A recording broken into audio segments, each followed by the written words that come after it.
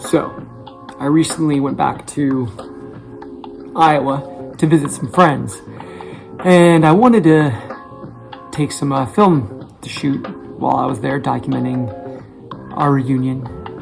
So I brought some Ilford HP5 Plus through the airport along with my Fuji DL 400 Tele, and so I wanted to see what the experience would be like taking film through the airport. So I took 2 rolls. I shot one in the airport in Denver, and then I shot some back home in Iowa, and then I shot a little bit in the airport in Cedar Rapids, Iowa on the way home. I wanted to show a bit of my experience. I had 0 issues with getting hand checks done on my film. Arriving in Sacramento was my first stop. I asked for a hand check, no issues there. Once I got to Cedar Rapids, Iowa, on the way back home, asked for a hand check there, 0 issues.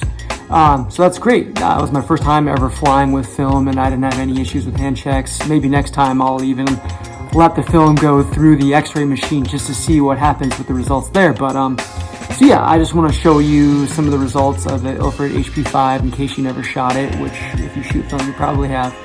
But here, check it out.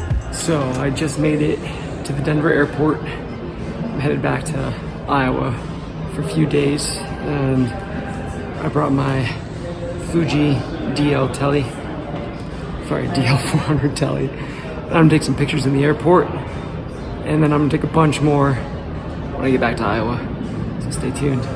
Oh yeah, and I'm shooting Ilford HP5.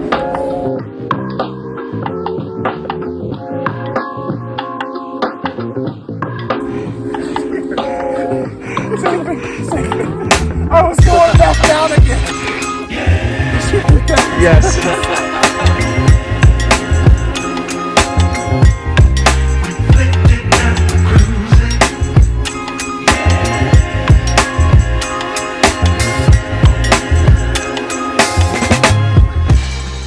there you have it.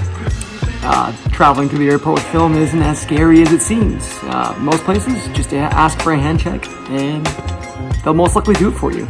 And if you haven't shot with Ilford HP5, I highly recommend it.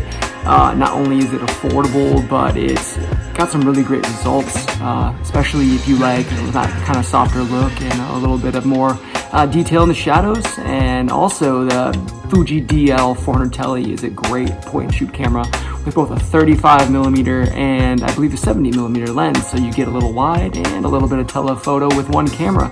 So I would recommend checking out both that camera and that film if you haven't yet. And that's it for now. Hopefully we'll see you next time.